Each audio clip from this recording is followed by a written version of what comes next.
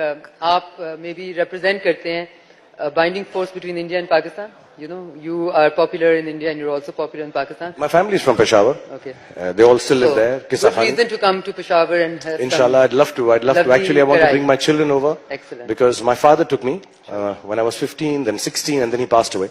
I remember some of the greatest memories I have of my father.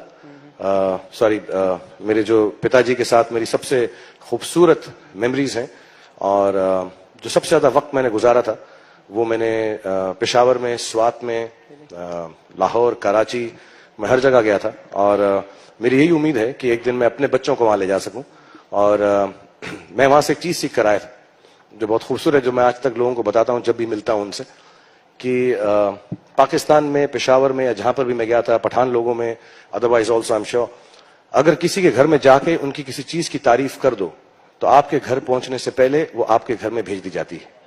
सो एक